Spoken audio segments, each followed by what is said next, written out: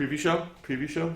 You ready? Preview show. Okay. I guess. So we worked very hard, harder than we expected, to come up with this list. And I guess we're just going to start the episode. We worked for weeks collectively on this list. Yeah. Cool. All right. So, on 3. 1, 2, 3. 100th episode of Masters of Modern going to happen right now. So, wow, guys. Welcome back to Masters of Modern. I am your host, Alex Kessler, here with my co-host, Ben Bateman. What's up, guys? Welcome to the 100th episode of the show. There's been 100. We've done 100 times. I can't believe we've sat here and done this show 100 times. This was like a total, let's just go talk about modern cards originally when we did this in the beginning. Yeah. You did it, and then you were like, hey, I have this show, and my co-host got hired by Wizards. Do you want to take over? And I was like, oh, that'll be a fun thing. And here we are. 100 episodes later. Yeah. Crazy. Yeah. That blows my mind. How many guys in the chat, guys or girls, have been listening since the beginning? I wonder. Well, we'll find out when they tell us. All right, so today, what are we going to talk about? We are going to be counting down the top Can we count down? 100 cards in the history of the modern format. Now, That guys, sounds like that's going to take a good 4 hours. it's going to take a while. So everyone strap in, get your popcorn or Bunch of Crunch or your other Red Vines. Yeah, this is going to be released. This will be released in chunks as far as an actual downloadable podcast. We're not going to release a 4-hour single episode. No, probably will. Really? Yeah. That sounds really aggressive. That's what the what's it called? Do that for the Marshall Select List podcast. Wow. Does it for their set reviews every time they do their big set review. Okay, well, we'll talk about that later. But before we get into all of the rules, because we are going to get into all the rules and how we decided to do everything, we should throw out a few things. So, guys, we've had a ton of incredible guests, a ton of incredible episodes of the show. But the whole time, we have been building our Twitter. And it started small. When I came on the podcast, our Twitter was at 170 people. We're at going on to 3,000 now. So it's been a great year. It's been a great year and a half. You guys have been awesome. You can find that at the MMCast. I personally am at Ben Bateman Media on Twitter and Instagram. Kessler? I am at Kess Wiley on all of the things.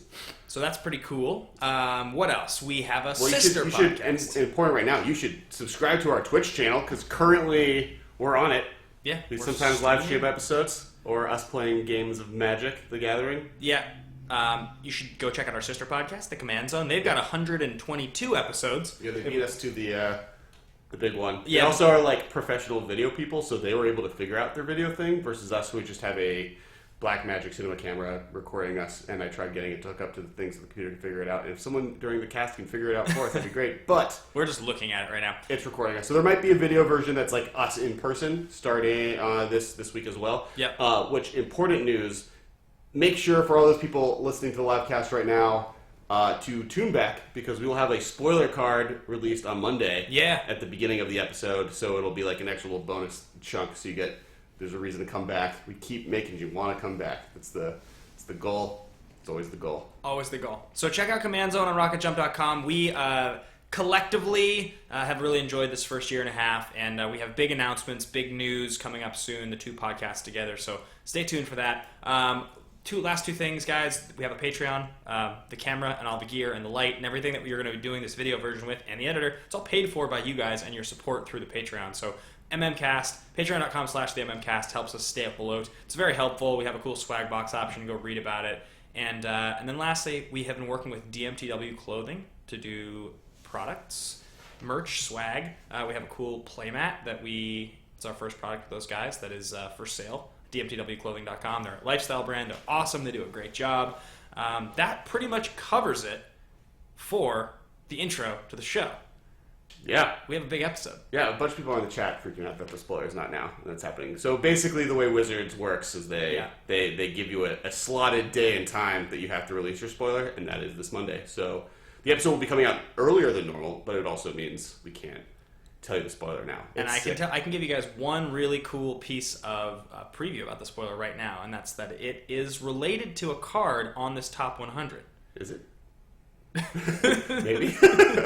All right, that's probably the closest we could ever get without getting in trouble. All right, so Yeah, so we're gonna start breaking these down. I think the best way to do this is we'll do chunks of 10, and then we'll talk and hang out for a bit and talk about that 10, and then we'll do another chunk of 10. And So let's establish quickly a few ground rules though, before we Okay. start breaking into it. Because Kessler and I, there was a heated debate I punched him. as far as how this was Tried going to taking go. Geist of St. Trapped off the list. What a What a terrible person you are. spoiler: Architect didn't make the list. So. That's true. Neither did Benjamin. So Yeah. So guys, the way this ended up working one was tier for both of them. originally it was going to be that we were going to do the top 100 cards in Modern right now. But what we decided was that approach is kind of denying the fact that we have been historically a podcast that likes to talk about history. It likes to talk about Modern, all of the things that have been powerful. Take, for instance, a great example would be a card like Splinter Twin. Splinter Twin was the defining win condition of the format for years and years and years. It's only in the last year that card is no longer legal. So for us to not include something like Splinter Twin, or say even something like Deathrite Shaman, would feel like we were denying where the format had come from. So this is not just based solely on power level.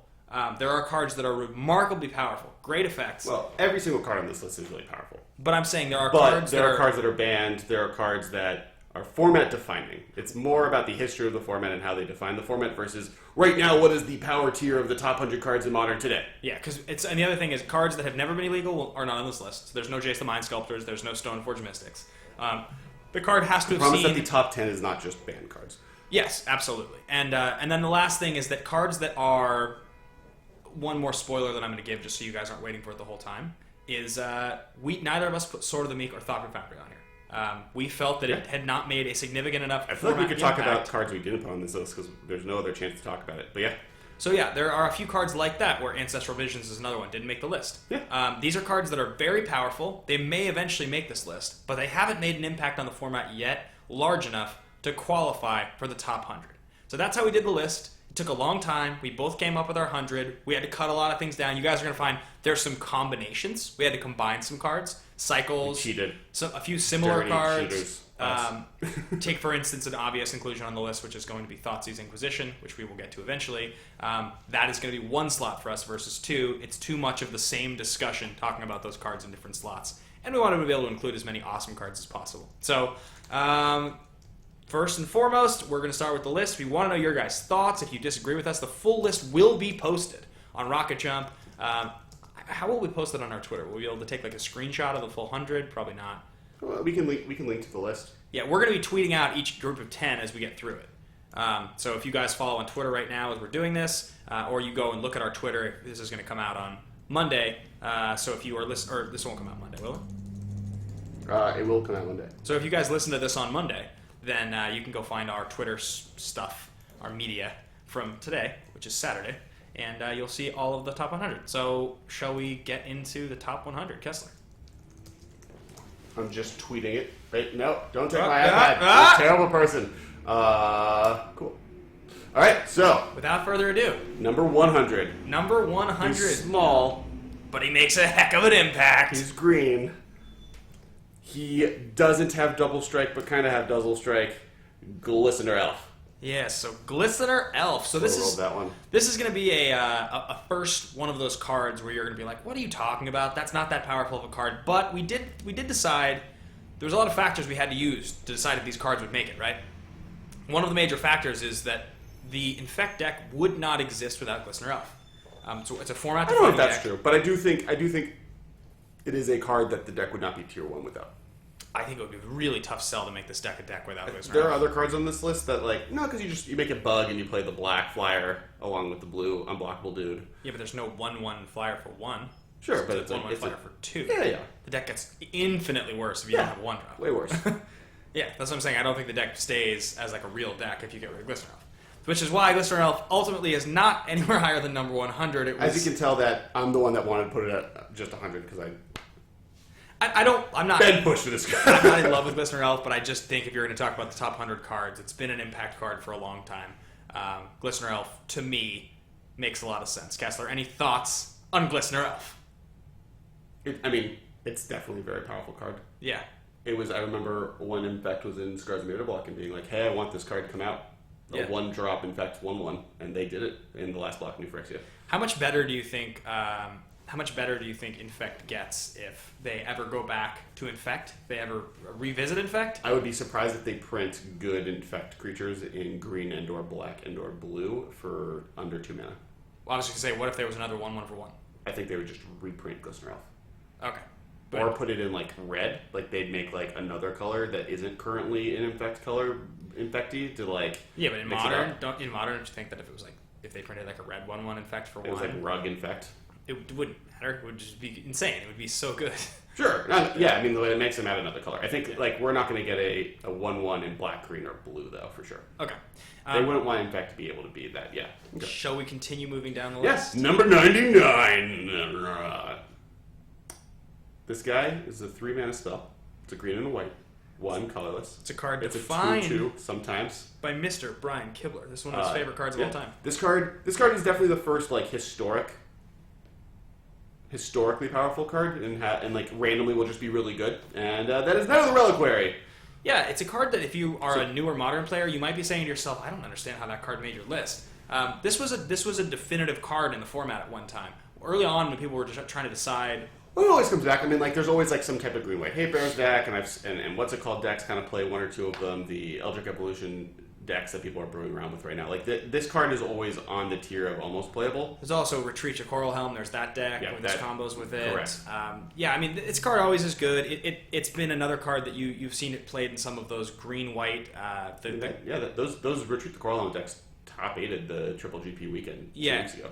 When people were playing the Liege, the green white Liege, what the heck's the one? You discard it? Yeah, you discard it. Wiltleaf Liege. Yeah, when people were playing Wiltleaf Liege decks, this was a card that showed up. It's a very powerful card. It's just, it toes that line in Modern of Sorcery Speed 3-drop, where Sorcery Speed 3-drops tend to be a little clunky. They have to have a very specific place, and they also have to hit the format at the right time. So that is what Knight of the Reliquary does. But Brian Kibler would be happy to see that Knight of the Reliquary made our top 100. That's true. Number 98. This guy has a soft space in my heart. He's very good. Swings in for 2, but kind of 6. Oh. Has hexproof. Is a blue and a colorless. Remember we were just talking about that whole Sorcery Speed 3-drop thing, having to hit the He's format at the right Geist time? of Saint-Traft, 98. We agreed to let Kessler put Geist of Saint-Traft Whoa. at We 98. kicked off... What card did we kick off for that? Probably a bad card. Well, I think we cut off like a Wall of Omens. No. Yeah. I think so. No. Wall of Omens isn't on the list. The last thing we combined a card, remember? Oh, yeah. Cool. We cheated. All right, sweet. So, Geist of Saint-Traft is one of the best ways with hexproof damage to swing damage in. I mean, it's seen significant play in blue-white red decks, basically since the hits of the format. There's the #.geist or whatever deck. Yeah. And yeah, no, Geist is sweet. I mean, it is, snuck on here a little bit extra because it is one of my favorite cards, if not my favorite card. But early days of the format, Blue White Red Delver was a definitive part of the format. Geist was a huge part of that deck. That falls into, there's always been a blue, white, red damage deck, burn deck, and Geist has kind of always been a marquee card in that deck. Well, there's also, there's that. There was also, like, the early days with, like, Iganjo Castle. Yeah. This has been a card that has shown up for sure. I mean, when you look at, like, Magic card creature design, there's something that is always interesting to pay attention to, which is just the intrinsic power level of a card. Like, how hard did they push the stats on this thing, What keywords did they give it? How good is the card on just a pound-for-pound level, format or no format? And Geist is one of those cards that it struggles to be good in Modern because of the format, but that its actual stats are awesome, right? Yeah. I mean, awesome. Yeah, I agree. Always has been. It's great in Standard. I loved playing this card in Standard. Well, and I mean, as someone in the chat just brought up, like, Collected Company makes both of these cards, both this and Knight of the Reliquary, significantly more playable than they were before. Which just is why it's our being able to number sneak 97. crazy things. No, just kidding. No. Number 97. Good lead in. She's 2 mana, 1 white, 1 colorless. Yeah. She makes other spells cost slightly more mana that aren't creatures. She has first strike, and her name is Thalia, Guardian of Thraben. Thraben. Guardian of Thraben. This is Thalia. This is the first Thalia. There's a new Thalia. Which is not on the list, but I can imagine being put on this list at some point. That Card's card is really good. good. The original Thalia, though, it hits what you need in Modern, which is it's a high impact 2 mana creature. It is legendary, which holds it back a little bit. It would be higher, I think, if it weren't a legendary creature. It's been historically a big part of hate bears. I know that some Hate Bears lists played 4. I've seen Hate Bears lists play 3. It's because it's legendary that you don't want to play more. It's a really good card. I mean, it has First Strike. It's 2 mana. It's pushed. Dark Ascension. There's not that many Dark Ascension cards on here, right? I couldn't tell you if I like. I think Dark Ascension. I think she's Avis. No, she Dark Ascension. She's Dark Ascension. Okay. I'm pretty positive. I have no idea what Seth Rock is from. I have the Judge promo, so I don't know what it looks like regularly. I think she's a Dark Ascension, and I think the only Dark Ascension cards that I can think of that probably make this list are Lingering Souls, maybe. That's it, because I don't think. Yeah, that's on there. Yeah, I don't think. I cut Unburial Rites. Makes me sad. Yeah, I cut it as well. One tier for Unburial Rites. It was so so close. It just hasn't done anything. But all right, so because the other Innistrad, the 2 Innistrad ones are, Innistrad. Anyway. Thalia, not a card that I have a lot of personal love for really, but it's definitely a top 100 card. I could not justify not putting this on the list. Yeah. All right, next card. I just got the chat into the stream so now people can see what the chat is while watching the video. This card is technically free to draw a card. Costs 2 life to draw a card. Do you know what card this is? I do. Yes. It's not blue. Yeah. It's a 3/2 Fear. Does it have Fear? Is it 3/2 or 2/2? It's a 3/2. It's Swamp Walk, I think. Swamp Walk. 3/2 Swamp Walk. This is Street Wraith. 96. This one got cut from my 100. We had to put it back on when we melded our lists together. This card historically got its start as a modern powerhouse in Living Index. It's a 3/4. It's a 3/4 for 5 Swamp Walk. So 3/4, not 3/2. Okay. Shriek Moth is a 3/2. All right. So what's great about this card is, in essence, that it's a free card draw spell that then puts a creature in your graveyard. Yet another decks powerful... like Death Star Zoo uses it to lose life on purpose and keep momentum. Decks like Living End use it just to get a creature in the graveyard, so when they get into Living End land, it starts going through, as well as cycling into their deck to be able to get their Cascade cards. And it's a 3/4, which is when Living End wants to bring a creature back. It's got Pretty big good. enough stats. Yeah, it's got a big butt. And it's unblockable against some matchups. Very Lightning Bolt proof. As you'll notice probably is most of these cards are Lightning Bolt proof or in some way trade with Lightning Bolt profitably. Yeah, that is kind of... the key to modern.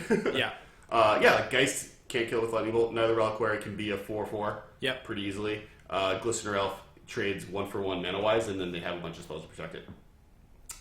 Cool. All right, next. Number 95. I was just going to say about Street Wraith, quickly. It turns out Delirium. You'll notice that there are a lot of Future Sight cards on this list. It turns out Future Sight was just a really, really, really powerful set.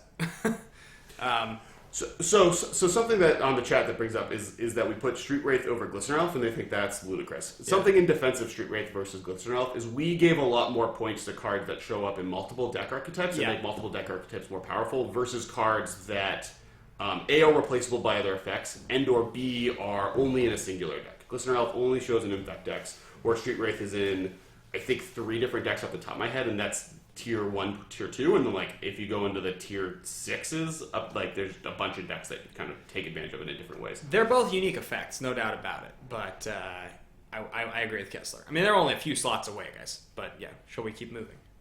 I can't even see the chat. It's all the way over there. Anything interesting going on? Any comments? They're asking us to put the cards on the image, and we'll figure out how to do that. Cards on the image. While this happens. Because what's nice is by the end of this, we'll just be masters of streaming stuff on Twitch because I'll have to learn stuff. All right, next thing, number 95, and we'll maybe figure out how to put card art up there while this is happening. Number 95, it's a 3-mana artifact. It sees pretty good tier 1 play in one deck, and then has splattering and play in other ones. It prevents people from attacking you based on how large your hand size is. I'm gonna bridge for your comments. Ensnaring Bridge. Ensnaring Bridge. Yeah, I mean, Ensnaring Bridge is a card that was originally printed, I want to say, in Exodus. Right? No, Stronghold. I don't know. But okay. So the point of Ensnaring Bridge is when you have no cards in hand, or for whatever amount of cards in hand, creatures with power less than that can attack you, but not more than that. So most decks that play it try and get their hands down to 0 or 1, and that means most cards in the format can't attack you. It's the best, It's why Stronghold, yeah. It's the best prison. It's the best prison you can't attack me card that exists in Modern. It's playable in any color. Yep. Costs 3. You have ultimate control over it. They can't beat you by paying more mana. It's a little one-sided because you get to draw cards on your turn, attack, and then cast those cards. This is a card that has annoyed people. It shows up as a 3 or 4 of, usually in Lantern Control. It's annoyed the crap out of people for a long time because... Yeah, no one likes this card, but you can't say it's not powerful. It's one of those cards that, it's been on the chopping block as a card to be banned before in discussions because cards like this are not fun. That's the reason. Not because it's too powerful. It is a very powerful card, but it's so unfun to play Magic against. But it is the best version of sort of like a Ghostly Prison effect. I would say Ensnaring Bridge is the most powerful one. Doesn't show up all the time, but it also has a lot of space to be put into decks. I feel like people don't experiment with it as much as they could. So, moving on. Kessler, anything else to say on Ensnaring Bridge? No, moving to the next one. Next card on the list, number 94. We have a card with no casting cost. Oh, it's a free card. So free. We already talked about Street Wraith, guys. This card was popularized by Travis Wu. It is called Living End. For those of you that don't know what Living End is, it is a play on the classic spell Living Death, but it has Suspend, which means just like Ancestral Vision, it has no casting cost, so it can be cascaded into. It raise deads everything in all graveyards to the battlefield, and it reanimates everything from the graveyard to the battlefield and destroys all creatures. So when you cascade into it with one of these Violent Outburst or Ardent Plea, or they don't play Ardent Plea. They play Violent Outburst and Demonic Dread, right? Those are the two. The blue-white one, the red-green. They play Ardent. They do it. Okay, they play Ardent. Yeah, I don't think they play as much as the other ones, but they play Ardent. Got it. So yeah, there's the 3-mana cascade spells that don't actually have any like. Violent Outburst is the important one because it's an instant speed spell. Yeah. So like you can, it's one of the few ways you can instant speed Board Wipe in the format because the key to Living End is not only does it reanimate things in people's graveyards, it also exiles all things in play. So being able to Living End in response to a Glistener Elf being pumped up with all the pump spells. Is really strong. Living End is on here, and there's a real argument that Living End could be a lot higher actually, because Living End is a unique card in the sense that when it shows up, it'll show up out of nowhere and it'll be like a top 8. It'll be like a top 8 deck, and it'll be like, oh, what a good choice for the weekend that was, kind of a thing. It's not the kind of thing you can take into any tournament and just say the raw power of this deck is going to win me the tournament. But it's a great sort of dice dart throw, roll the dice kind of a deck, and the power level is there. As you said, it's the only instant speed board wipe commonly played in the format. Moving on to another card from Future Sight, my all-time favorite set. Uh-huh. Another card with no casting cost. Why is that like a trend? That's like a trend on here. Welcome to Modern. This card is one of the 0-mana pacts, and that is Pact of Negation. Cass, are you trying to put up the images on the screen? Yeah, I'm going to do it. Watch this. Pact of Negation. Oh, yeah, because we're streaming the screen. That's clever. Bam! Now you can see it. It's 0 mana. We got 2 0-mana spells in a row. Pact of Negation, it counters a spell. It's free. But you just ignored me completely when I talked about the 0-mana thing. Did you lose the game? Did you get to lose the game part? Did you get the part that... this is the free counter spell in Modern.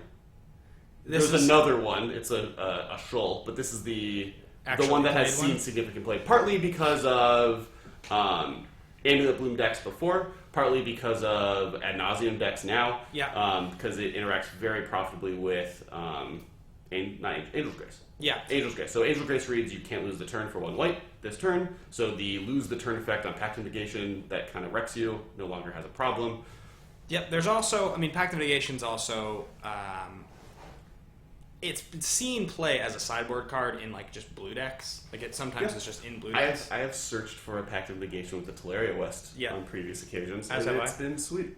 I've seen people play this in Escape Shift. This is not unheard of in Escape Shift deck when you're trying to get up to 7 and you want to win the counter war. Right? Yeah. If it's super controlling. Yeah. There's nothing wrong with playing this card. I agree. So yeah, I like Pact of Negation. Always liked this card. I've told the story before on the podcast, but when I got back into Magic in 2006 or 7 or whatever year it was, I went to the Future Sight pre-release and I did well. And 1 packs and opened a bunch of them, and I got a Pact of Negation. And I was like, oh, this is so cool. What is this? It's a free counterspell. I just thought it was awesome. The art on Pact of Negation is amazing. One of my favorites. Moving on to the next card. Number 92. A card that has just shown up in the top 24 decks in the world. Ryoichi Tamada played this card. Classically played as part of Storm. We're talking about Pyromancer Ascension. So, I feel like Pyromancer Ascension is a little bit more of like your type of card, Kess. This is not a card I really ever mess around with. really, I feel like it's way more of a you type of card. It like involves you going super deep on like a game plan that's like way out there, and hopefully all your spells eventually doubling. Versus like, oh, I get to put this in my deck and easily it does good things. Maybe, yeah. I And guess it's overtly powerful because I mean like. There are cards on this list that are higher than this, but Manamorphose may be on this list. Yep. But just in general, classically it's a Storm card where by just generating so much value off of the cards that you automatically just put in your graveyard, you kind of trigger it a little bit earlier and then start generating 2 cards and 2 mana with Manamorphose, or milling 4 cards and drawing 2 cards with a Serum Visions. Yeah. So like there are so many powerful things you can do with this that. In Storm, inherently, it's very strong, and then recently it's done very well in both the World Championship and the Triple GP weekend that you mentioned. Based on and that just played Thing of the Ice. There was no Storm cards. It just played Thing of the Ice and Lightning Bolts and Lightning Helixes, and just tried to double burn their opponents out of the game. Double burn. My favorite deck of all time involving Pyromancer actually though is the Time Walk. It's not Time Walk. What is it? Time Twister. No. Are you talking about 5 mana, take an extra turn. Yeah, Time War. Time War. Standard deck. When this was in Standard, they were both there, and you would just loop in like extra turns to such a huge value win. Yeah. Should bring that back. Sweet. All right. We have 1 card left on our initial 10, and that is going to be a favorite of yours. I'm going to let you introduce this one. A card that you have said many times. You should just cast this on turn 2. Yeah, you should. It's counterintuitive. Even if you don't have stuff in the graveyard. All right, so. It's 1 green, 1 colorless. I'm not going to say a word about this card. It draws you 3 cards every time you cast it. Those cards happen to be lands, because they're in your graveyard. This is Life from the Loam. It has Dredge 3. This has kind of been, Modern is an interesting place. Modern Dredge specifically, because you're actually casting spells in this format. It's not like Legacy, where you can kind of run your entire deck off of 1 mana. You need to kind of get card draw, but the way the Dredge mechanic works is it really limits your ability to start playing lands, because once you turn your card draw off, which you want to do by turn 2, you basically don't have another card draw or draw step in the game, which means the lands in your hand by turn 2 are what you're kind of locked with. Life from the Loam allows you to kind of stop that pattern and get the lands you need to keep going. Right. On top of that, you could just cast it for it. You don't need a discard outlet. Yes, you're wasting your turn 2. You're casting a sorcery 2-drop on turn 2 that doesn't do anything. But then you dredge and you automatically now have your card draw or your card advantage engine. Plus maybe you got some better dredge cards in your graveyard or prized amalgams or other cards you kind of need there. I love this card. I'm gonna bring it up on the computer. So Life from the Loam is famous in Modern for winning the first Modern Grand Prix, Grand Prix Lincoln. Bronson Magnan won it with an aggro Loam deck. It has been played over the years in various brews and continues to see play now in dredge decks. But aside from that those early days of Modern, it's kind of like, we got tweeted about this week about me always using sports references, but it's kind of like when you talk about like old baseball players or basketball players, football players, 50s, 60s, like it feels like the level of competition, the science of the game was so much less refined. It's really difficult to look at the ratings and the accomplishments of those old athletes and actually like give them the credit that's due. I kind of feel the same way about this card. Like, its most famous thing happened at the very first Modern Grand Prix, so like that's a little less impressive to me. It's on the list. If it was only that, it wouldn't have made it for me. Sure. The fact that it's back now in Dredge makes it to 91. Card's sweet. I am tweeting out. Imagine if we had cycle lands in the format. Yeah, it'd be How nuts. great would aggro Loam be? Hey, with Get Rock, who knows? Life of the Loam might come back in more of an aggro Loam kind of shell. All right, all right. Next card, we want to wrap up the fact that we just did our top 10 and move on with our lives. 100 through 91. So, like as you can see, a lot of these cards are just like extraordinarily powerful cards, but they're generally only seeing 1 and 2 strategies, or they're cards that kind of have fallen by the wayside a little bit. and at one time were powerful, and always kind of have that like just right there, almost powerful level of play. And that's kind of what you're going to see a little bit towards this end. One thing to point out though is like every one of these cards are just like extraordinarily powerful. Getting down to 100 cards was so difficult, and then rating what should be in the 80 to 90 slot to the 90 to 100 slot was like took there was blood, sweat, and tears. All right. So guys, if you're following along on Twitter, you should follow along. I just tweeted out numbers 100 through 100 down to 91, which I'm going to read again just for you guys in case you missed it. We had Glistener Elf, Knight of the Reliquary, Geist of St. Traft, Thalia, Guardian of Thraben, Street Wraith, Ensnaring Bridge, Living End, Pact of Negation, Pyromancer Ascension, and Life from the Loam rounding out our bottom 10 of the 100. Did you say Street Wraith? I think I did, maybe. I had a stroke. Let's move on to number 90. You get the laugh because you know you're just as bad. Number 90, speaking of tears, from the Blood, Sweat, and Tears thing I made, and then you ruined my segue.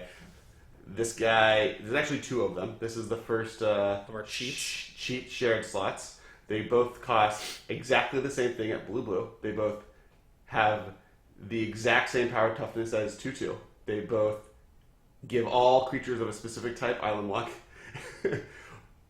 But one gives +1/+1 to all Merfolk, and the other one only gives it to your team. These are Lord of Atlantis and Merfolk of the Pearl Trident? Merfolk. Not Merfolk of the... What's... Master of the Pearl Trident. Yeah. Sorry.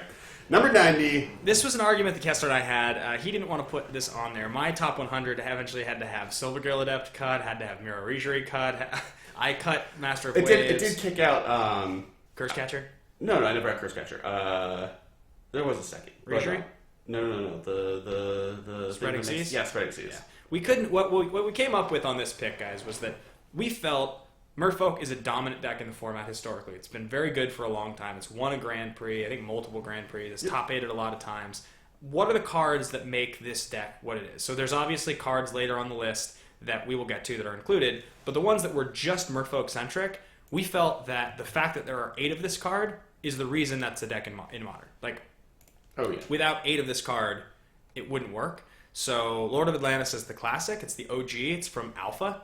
And then they just decided, let's push Merfolk. Let's just make Merfolk really good. Part of it was fixing it, because Lord of Atlantis still has the text of other Merfolk get +1/+1 and have Island Lock to all Merfolk, so it also affects your opponent's team, while Master of the Pearl Trident gets the new template for how they make these kind of cards, where it only affects your own team. Now, I want to be just absolutely clear on something. So, Master of the Pearl Trident was a core set card, right? That was like M12 or something. M something. I'm gonna tell you right now. I got it right here. Master of the Pearl Trident was printed in M13.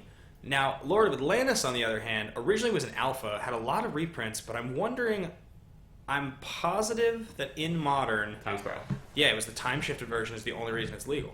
So for those of you that don't remember, when Time Spiral came out, you got one time shifted card per sheet. So, or per pack, and the deal was that they would take an old card from it's like flip cards. Yeah, but they would take an old card where the border hadn't been changed, and they would reprint it with this purple time spiral symbol. They didn't have a rarity on them. The time shifted cards were just a time shifted card. Because they're all equally rare from that set, anyways. Yeah, so Lord of Atlantis never actually saw a new border reprint. It's never had a reprint with a new border face. It's only ever had the classic. Which is kind of an interesting and weird just piece of trivia about the card. You'll never find it with the modern border. So I think people that don't know it as well might actually see this card and not think it was modern because it doesn't have a modern border. That was what they did. Just another confusing thing about Time Spiral Block. As we continue to move down the list, that is Lord of Atlantis at 90. 89. This is the first card that actually came off of a ban list. This might be a little controversial that it's so high. It's a land. When other mountains enter the battlefield, it starts lightning bolting stuff because it's a volcano. It should be legendary, but it's not. Valakut, the Molten Pinnacle. Yeah, why don't you talk about Valakut? So Valakut is a land. Basically, it reads that when a land enters the battlefield, when a mountain enters the battlefield, if you have 5 other lands, it does 3 damage to a player. The way this classically works in Modern is it combos with a card called Scapeshift, and what Scapeshift does is you sack as many lands you have in play and put that many lands of any type from your deck into play. Allowing you to, once you have 7 lands in play or more, search for Valakut plus the 6 other cards you need to dome a player 18 to the face. If you get 2 and you have the 8 cards you need, it gets out of hand pretty quickly. Recently, Valakut has seen a little bit more play with cards like Through the Breach, allowing Valakut to be snuck in with Primeval Titans, or just ramping up a Primeval Titan in general to play it and getting Valakuts. And kind of what Valakut was is the standard Divining format deck. And this famously is the card that kind of let Caw-Blade be so dominant, because it exists in a world where this was the second best deck in the format, with Caw-Blade being like above and beyond better. But this prevented any decks that would be good against Caw-Blade from ever having any real ability to get a Stranglehold, causing the last time standard cards were banned. Was that the last time? Yeah. Stoneforge and Jace. The last time anything close was Ravager? In block. They Tempered Steel? No, not Tempered Steel. All tokens get +1/+1 in Vigilance. Oh, Intangible Virtue. Intangible Virtue was banned in block. Oh, I forgot about that. Yeah. Forgot about that. That's when block was a real format, because they had 1 GP and 1 Pro Tour a year for block right after each other. So glad it's gone. Yeah, I went to that. That's actually the one block GP I ever went to, was that block. Huh. Because it was in LA, which is where we live. Yes, we do. Fun story for everyone. All right, so. Counting down, Valakut, good, only really good in one deck, but powerful. And a linchpin piece of Scapeshift. Yeah. All right, next, 88. This is seen play in many of Birthing Pod decks, many of Collected Company decks, really just anything with the X-Spell, I always forget it. Court of Calling? Yeah, anything with Court of Calling. Generates a ton of mana, Wall of Roots. Yeah, Wall of Roots. You were saying just before this is a card that has seen play for years. It's been in the format for, I think, almost since the beginning. Multiple versions of decks, Birthing Pod decks, Collected Company decks, Court of Calling decks. Because of its ability with Court of Calling to put a -1 counter on itself to generate mana, then you can do it once per turn. So you can use it on your own turn to generate mana. Then on their turn, you can do it again to generate mana, and then it taps itself to reduce the cost of Court of Calling, effectively meaning between your turn and their turn, this card gets you 3 mana, which is a pretty unique ability, and it's big and it blocks, which is awesome for Modern. It survives Lightning Bolt before you use it too many times. You generally get a lot of value, and then in Persist decks, where you're using Gavony Township, you can just continue to use this thing over and over again. So we considered not putting it on the list, but it's been too good for too long in too many decks, right? It's sort of like too hard to deny the power of Wall of Roots. It's been in multiple format defining decks. Yeah. One could say Valakut is a more powerful card singularly than Wall of Roots, but Wall of Roots has been a linchpin card in many a deck before that. Yeah. That have top-aided way more. Like, Scapeshift has been good twice. Just recently, Valakut and Scapeshift got really good with the newer decks that I'm blanking on. The Titan Shift decks. Yeah. Yeah. So, yeah. No. I can see where one could switch those maybe, but we're moving on. It's too late. It's locked in. This is, as we mentioned previously before, all decisions are final, and card scientists have decided all this ahead of time. Number 87. 3 damage to all creatures. Oh, yeah. They don't come back. Anger of the Lord. No, gods. It's anger of the gods. It's gods. God damn it. I can say damn it. It's on the radio. All right. That's number 87. This is the premier board wipe in the format. In fact, I don't even think we have any of the other ones, if I remember correctly. Stone got cut from my list. Pyroclasm got cut from my list. Damnation, Wrath of God, and Supreme Verdict are not on the list. They were like number 101. Yeah. Cut. They're literally the last card we cut. Yeah. In fact, yeah. I think we were asking about that earlier. That was what got cut. What? People are unhappy about it. What? Anger of the Gods? Ew. Yeah.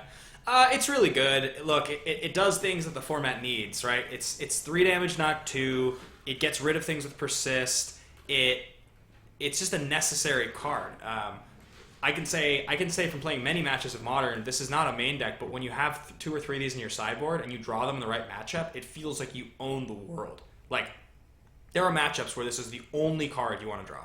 Literally the only card. And if you don't draw this card in red, you're so bummed. Like, you aren't going to beat like a Collected Company deck or something like that if you're Burn and you don't have this card or something like that. I mean, you're just, or that's probably the wrong example, but I mean, there are those matchups where you're staring down like Kitchen Finks and things like that, and you're just like, I just am so boned unless I draw Anger of the Gods. Yeah.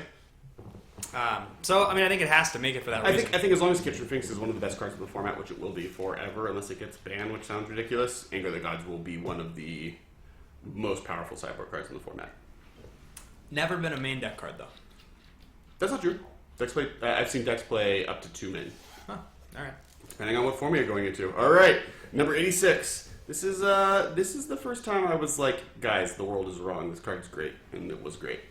It's cost 1 white and 3 colorless. Yep. It has it's lightning bolt proof, it being a 3/4. When it enters play, it saves a creature by blinking it from a lightning bolt. It is an angel, so I guess it can't save other angel types, but it is Restoration Angel. Yeah. 3/4 flash, blinks the thing. It's really, really powerful. This card has gone through the ringer in terms of expectation of it being good or properly rated, all of those things.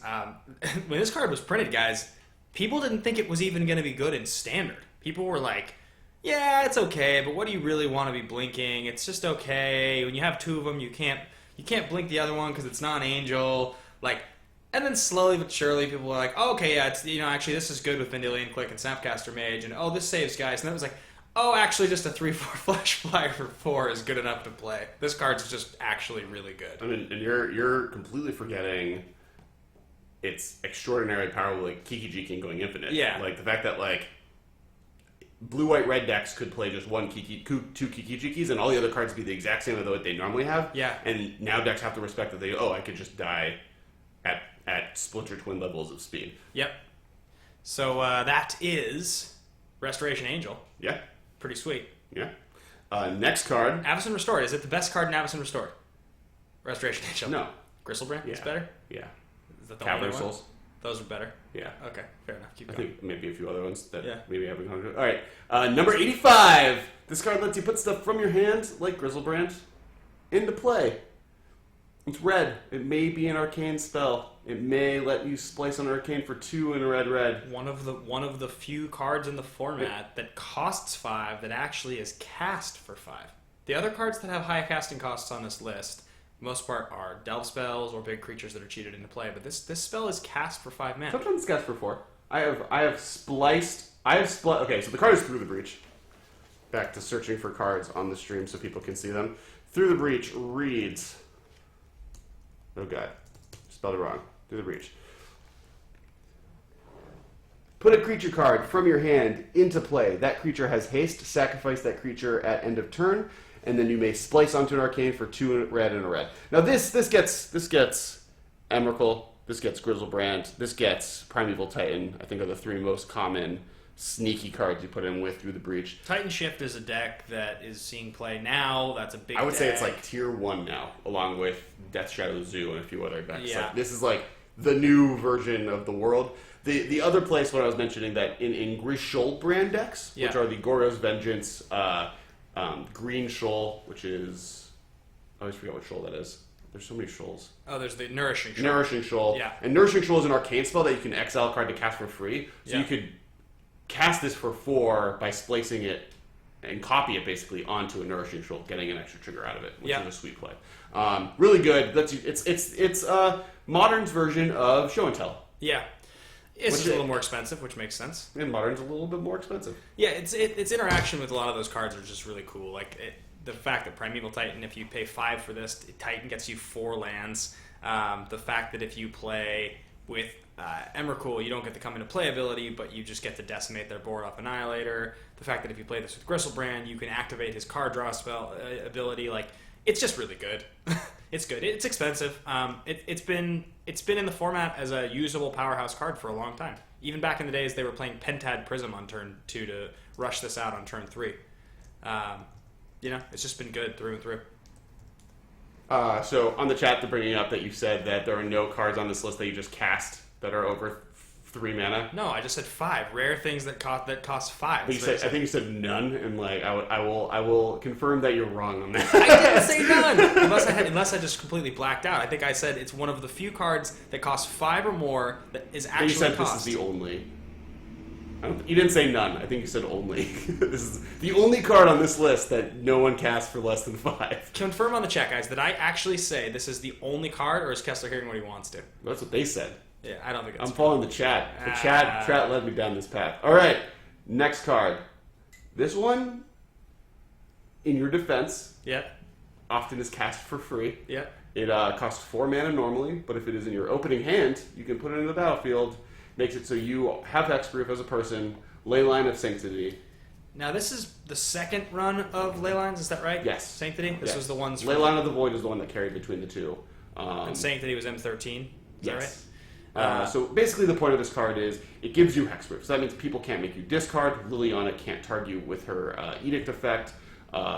Burn basically loses this card. M11. It's really good against John. Like it's good against so many cards in the format. The biggest cost is that you have to play probably a minimum 3 in your sideboard because you want to guarantee that it's in your opening hand. Yeah, I would say, I mean, if you really think this is an important card, you just play 4, period.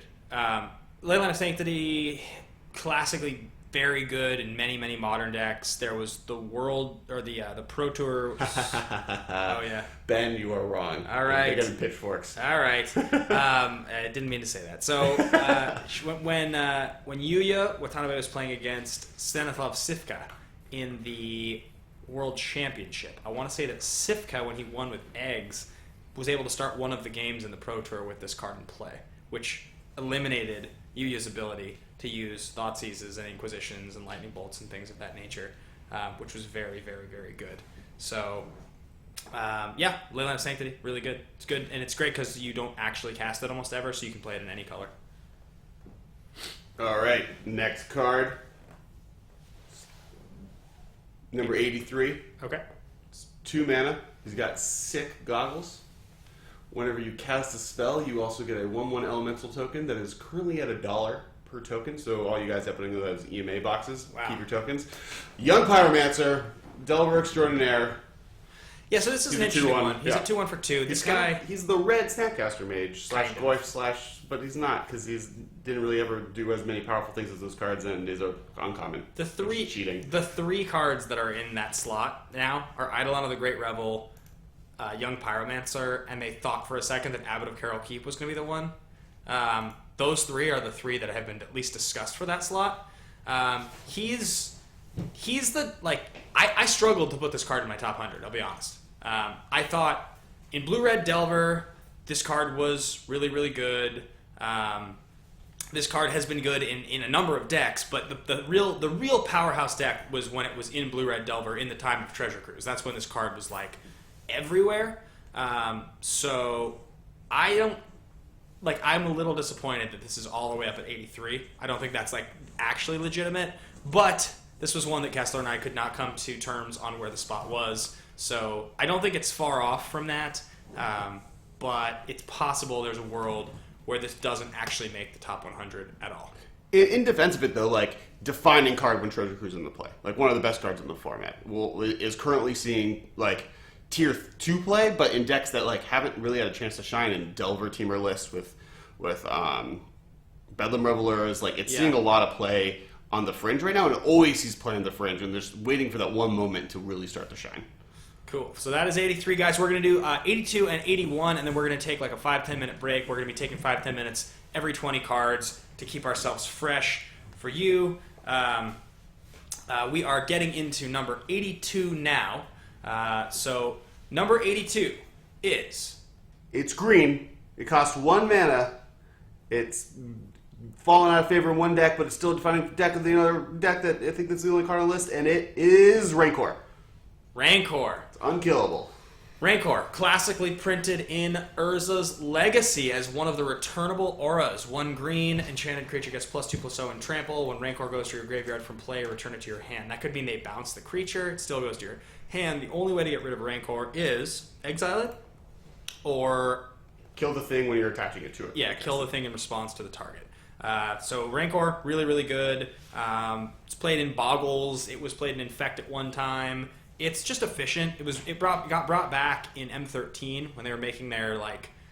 That was like when they were doing that thing in core sets where they wanted to have one classically powerful card reprinted in each set to, like, splash it up. So, like, Mana Leak and Lightning Bolt and Rancor, these are, like, the cards that you were seeing come back.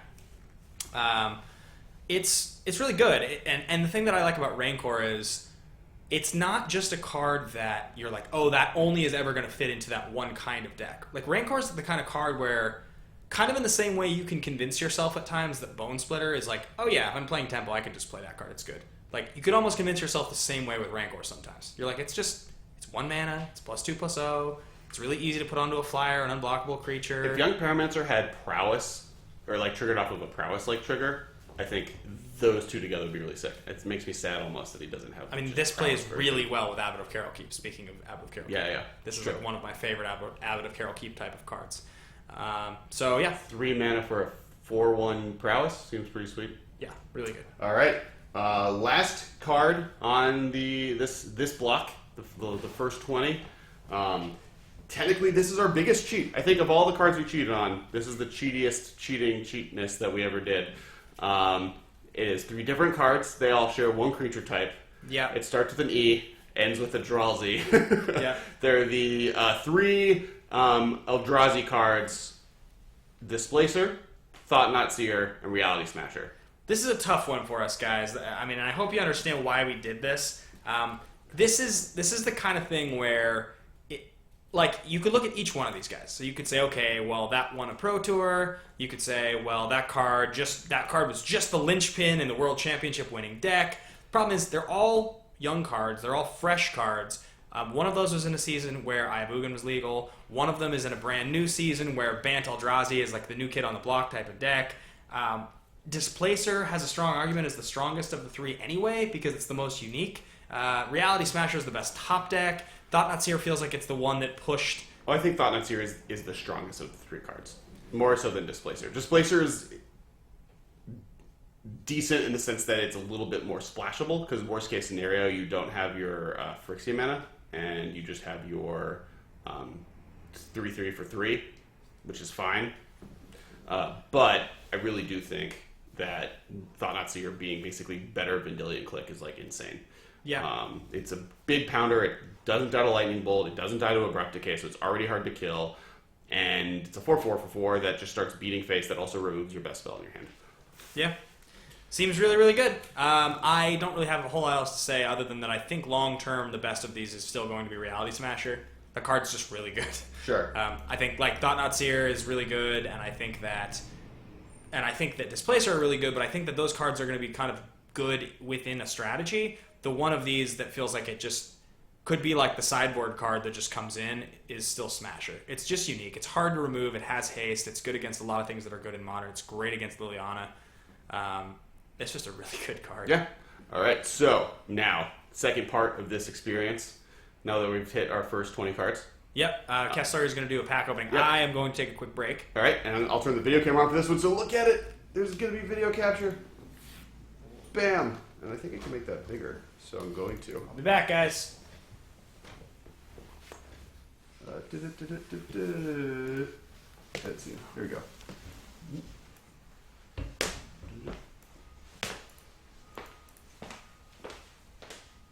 The top. There we go. All right, guys. Alex Kessler here. This is what I look like. Welcome to Modern Master. Oh God, it's so backlit. I wish I could undo that. There we go. Modern Masters 2. Gonna open it. Then after Ben gets back and I take my little break because I need to take some Advil, we will be going into the land of the 80 to 60. Okay, so Saproling token, Rampant Growth, Skyreach Manta, Smoke Braider, Telling Time. Okay, some lane-in thing, some in fact proliferate card, Bad Elemental, Sundering Vitae, Ruin Servitor, Evolving Wilds, Core Duelist, Dagger something Imp, Savage Twister, Abdominal Angel, and Foil Smash Resilience. Okay, that's fine. That's like a semi-serviceable sideboard card. So yeah, that was that pack, and we'll be doing one of those every 20, with maybe opening a couple if we have more left by the end of it. How's everyone doing on the Twitch? We're now paused on the audio recording, so we can just hang out.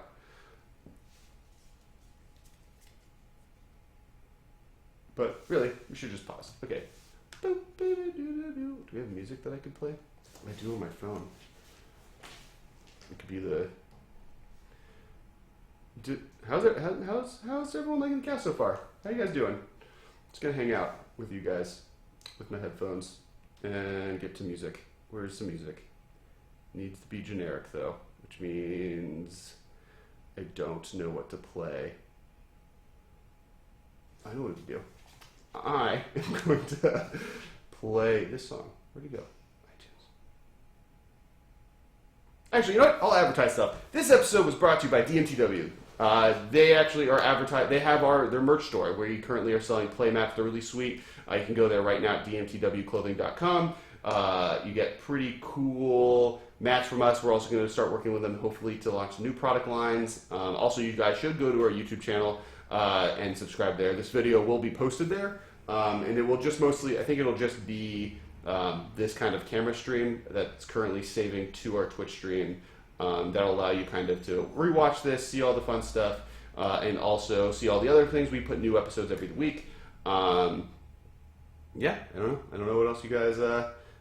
I can beatbox for a second and just be like.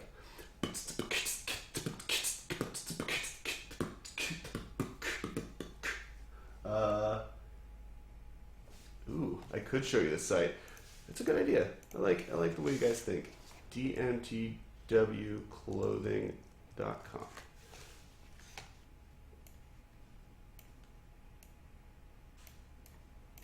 Bam. Don't make this weird.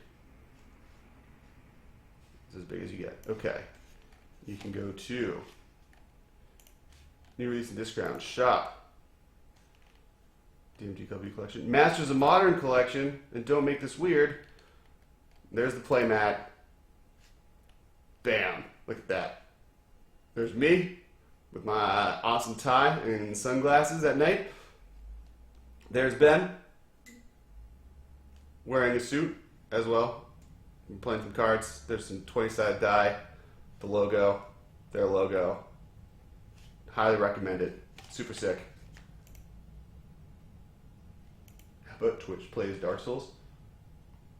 What would I bring to the next Modern PTU? I was actually talking about this with a friend, Mike Hughes, from Heidi Ho Comics down in Santa Monica yesterday.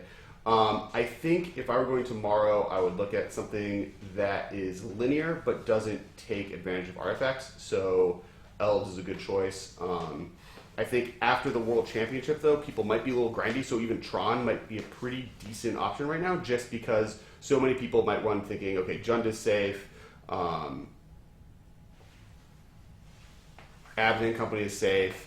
All these decks that kind of do badly against Tron, and then just make sure Tron is running the board wipes to take care of decks like Elves and some Graveyard Hate to take care of Dredge. All right, Ben's back. He's going to get to entertain you while I go get a water. Okay. Can't see the screen. They can see you. You guys can see me. I cannot see a thing. Oh, you moved, and now I'm sitting here. Put my headphones on. Oh, Kessler's getting up. Oh, look at that. All right, I'm on the screen now. So, guys, we have done 80 of the things. Let's see. I'm going to try to lean forward here and see if I can see, because I'm not blind. Yeah, playmat is sweet. Thank you.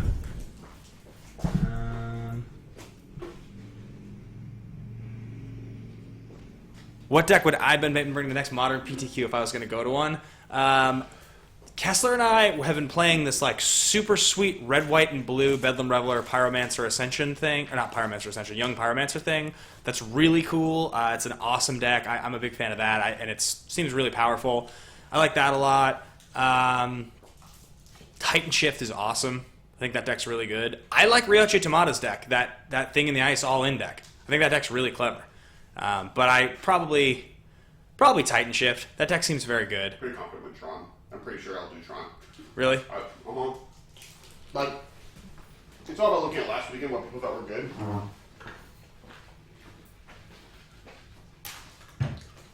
Yeah. We play new, like something to make Tron mirrors better. But yeah. Yep. Okay. How did our pack opening go? Did we open anything? We opened a previous Mythic now rare, the like Angel, the artifact Metalcraft Angel. Oh yeah. All right. Now, back to reality of counting down. Oh god, everything just freaked out. Cool. We just lost everything. Okay, this can go away. Cool. Okay. Go to TrillMasters. Hide the video capture device. All right. You want to tweet that we're about to do the next 80 through 60? Jacob Goodman tweets, no goblins so far. I guess you're just saving up best for last. Clearly, Mog War Marshal is in the top 25. Thank you for tweeting. Yeah. Okay. All right. So, you're going to tweet that we're going to do those, right? And then we'll jump into it. Yeah, I've already tweeted through the top 20 now. So What did you say we're about to go back? start the next run? No, because we only took like 5 minutes off. I've been doing it 80 of the top 100 on Twitch. Come join us. All right. Cool. So that is the 3 Star Wars movies that I edited into new Star Wars movies. Join us. did you really edit all of them? The prequels. I redid all the prequels into new Star Wars movies. Like the thing that people do, like the Phantom edit, you did your own? Yeah, but what most people do is they take all 3 movies and condense it into one.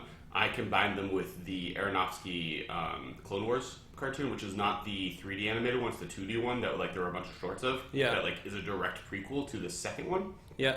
Or the third one, sorry, and spliced it into most of the second and most of the third movie and a little bit of the first movie to make a whole different trilogy. How much time did it take you? Like winter break. Well, Whitney left.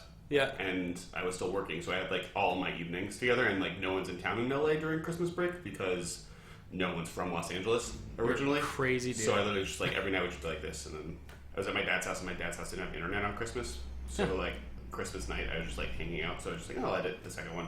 I'm pretty good at editing. The I'm second- not like amazing, but the second I'm movie's- not like Josh Lee Kwai amazing, but I'm okay. The second movie's unwatchably bad in my opinion. I fixed it. No, so you say.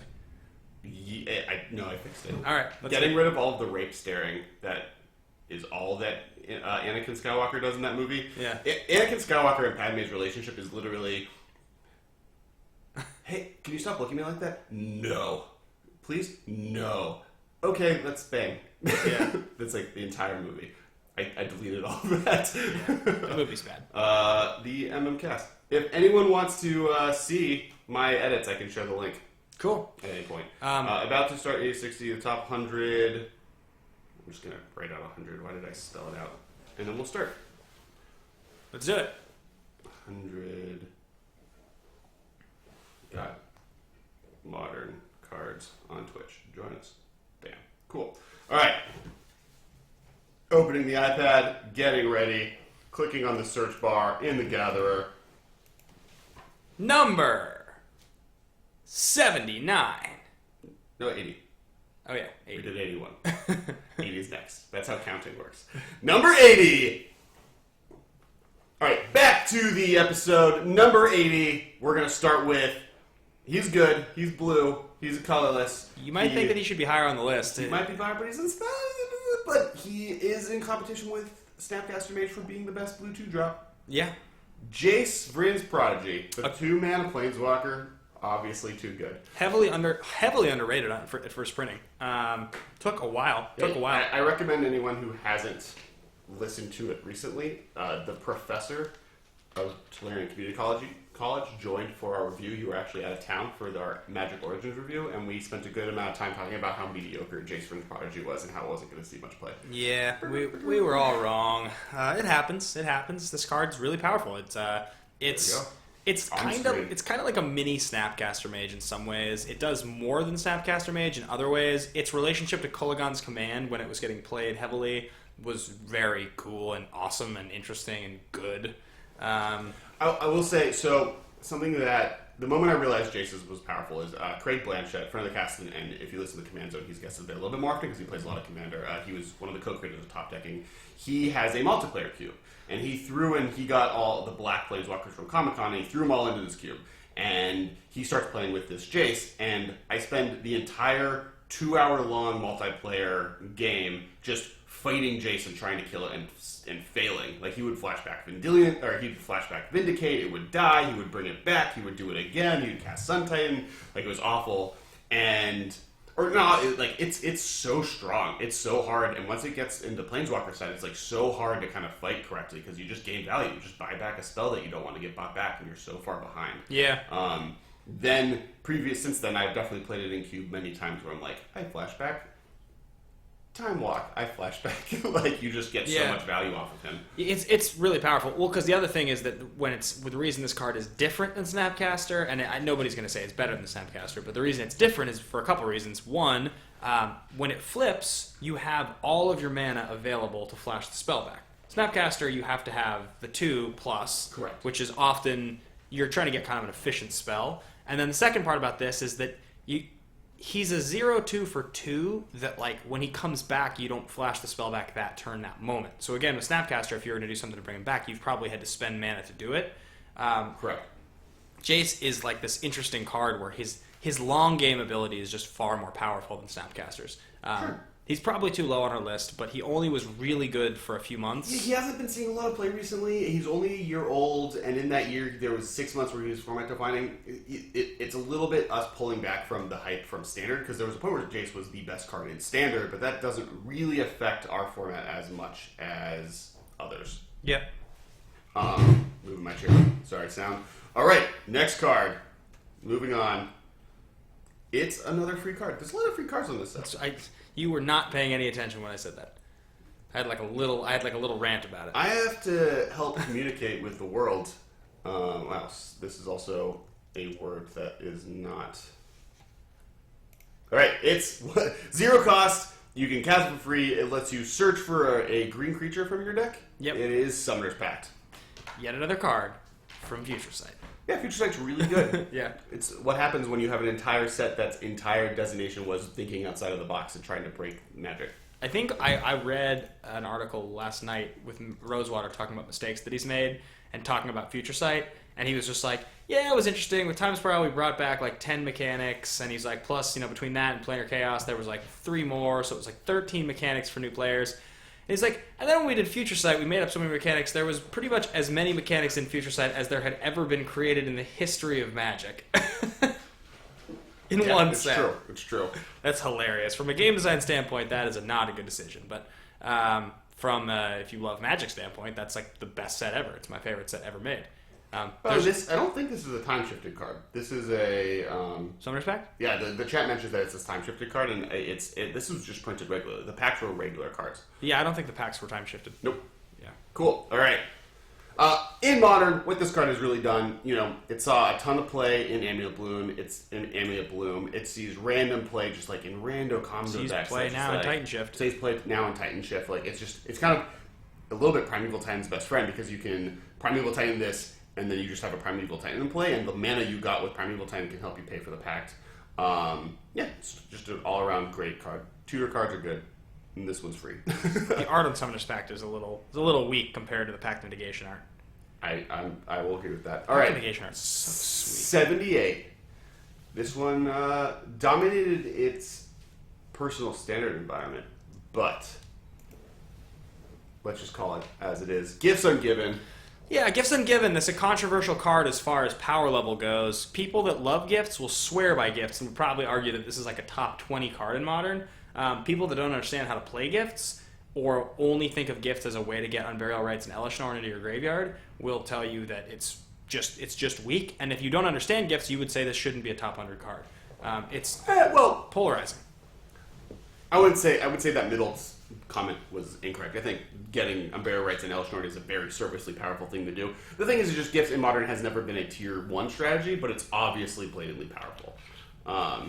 In the old days, the early days of Modern, when people were still trying to figure out what to play or how to play, Gifts decks were a little more common. People were really trying to make control decks a thing. They tried to make Gifts like a classic control deck. It never really caught on. You also had Gifts Tron decks. I know like LSV played Gifts Tron decks in multiple Grand Prix over the years, so it's it's definitely seen play. Gifts Ungiven is, I think, underrated. I think that Gifts Ungiven is underrated as an outside of the box combo enabler in Modern. I think there's so many good cards that exist in Modern that allow you to play with your graveyard, get cards back.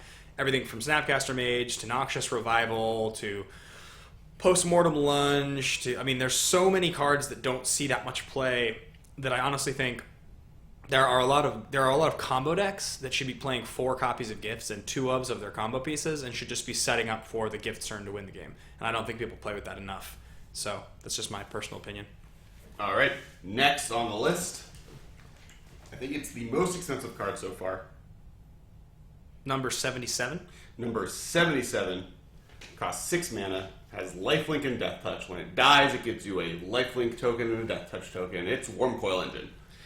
I thought this was an interesting ad on your part, and I wasn't going to argue it too hard, but I had both Batterskull and Wurmcoil on my list, and I ended up cutting both of them. Well, so the difference between the two, at those two discussions, is one is a sideboard card sometimes that has seen no play basically since Kolaghan's Command was printed. Right. And is like pretty dominant in other formats that aren't modern, but has never really been a modern All-Star. Stoneforge is not as but good. Wurmcoil Engine has been a 2 to 4 of in Tron at a bare minimum of every Tron list that's out there. Yeah. And then on top of that sees that same type of sideboard play that Batterskull kind of fulfills. It's true. I guess its inclusion in Tron is really the reason that's high.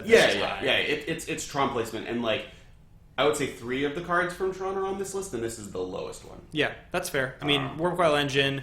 This was originally the promo from Scars of Mirrodin, and It was always jokingly the colorless Titan. Yeah. So it was like right after all of the Titans came out, they then printed Wurmcoil Engine. It was like, oh, this colorless version, 6-drop, 6/6 that gains you value, just kind of a slightly different way. And like it's so funny how similar those 6 cards are, and all were in standard at the same time. It's one of the sweetest cards to try to cast off of Grand Architect. The math, the even number works. It's really good. Yeah, this was a little plan for you. You don't get Grand Architect, but you get Wurmcoil Engine. Wurmcoil Engine. Yeah. Moving on, number 76. This card could arguably be higher and could arguably be lower, depending on who you talk to. This is the only card of this type in, I think, on our list. It's a hybrid green-red and a colorless to produce 2 mana of any color, and it draws you a card. This is Manamorphose. People often describe that this is the best card, period, in Storm decks. To the extent that it is the only ritual-like effect seeing play in the more recent Pyromancer Ascension control decks that have just started doing relatively well. Card's very, very, very good. And to be totally honest, probably could see more play than it currently is. Right now, the main decks that are playing it are ones that somehow start doing broken things with it, like Storm. But I think any deck could make an argument to just use this as a cantrip to, cycle through their deck. A lot's changed since the days that this was just a funky and fun common in Shadowmoor.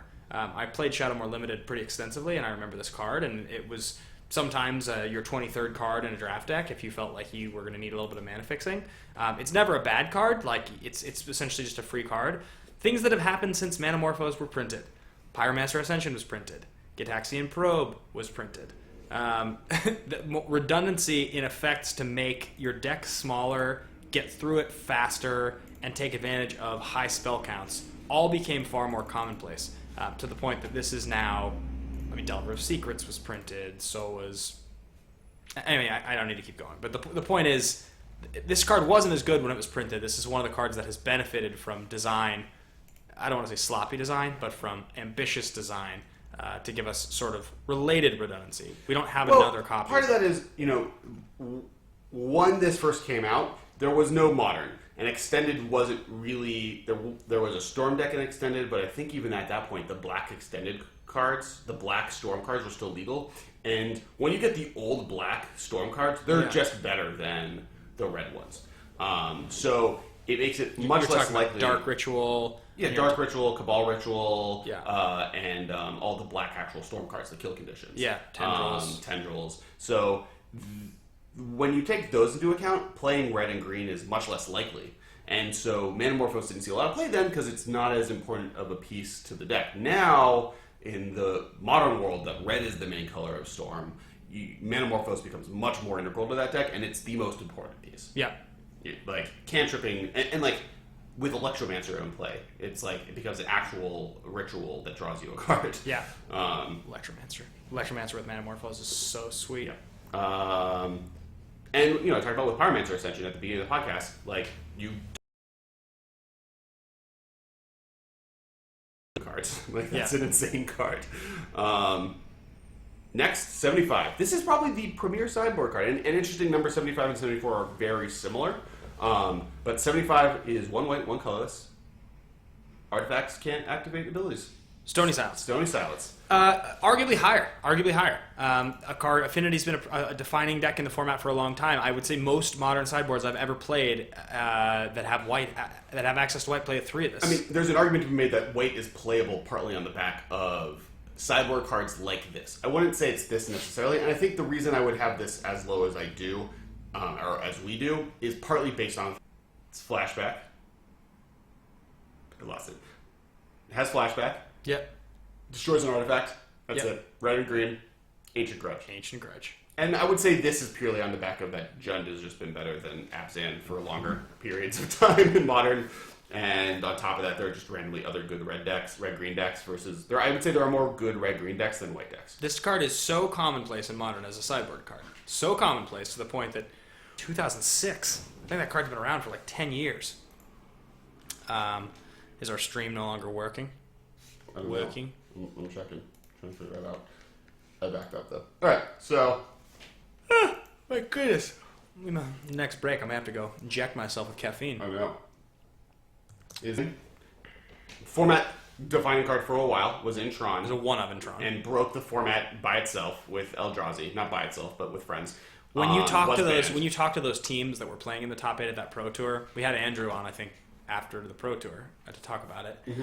And when you talked to him about his opening hands with that deck, he was just like, "Oh," I was like, "Could you play the deck with just Eldrazi Temple if they banned it?" He was like, "I mean, you could, but it'd be bad." He's like, "The Ayabugan is like you mulligan down to having an Ayabugan. Period. That's how that deck works. Right. Period." And I mean, that's how good that card was. You could generate like 8 mana on turn 1 if you had Ayabugan in your opening hand. Yeah, no. I'm not arguing that Ayabugan was not good. Endless I'm ones. arguing it was good. Endless ones were just like 2/2s for 0. Yeah, it's weird because like there was a 3-month period where it was the craziest thing that ever exists. It broke the format, kind of like Treasure Cruise, and we'll get to that later. And before that, it was a big piece of Tron, just always. And then since then, Eldrazi Temple has kind of taken up, and like we have Ban Eldrazi. Ban Eldrazi just won the World Championship, so like both of these cards have done a pretty decent amount of work to keep the Eldrazi deck dream kind of living and created the Eldrazi team in the first place. We combine them because they are vaguely similar, and we also just wanted to be able to talk about them without having to kill a slot.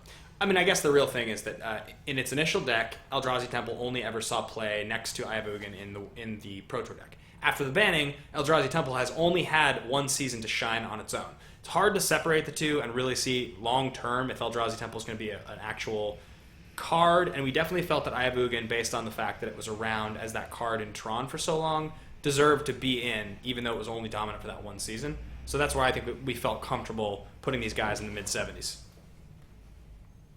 Okay. Are we still streaming audio? No, we're not streaming anything.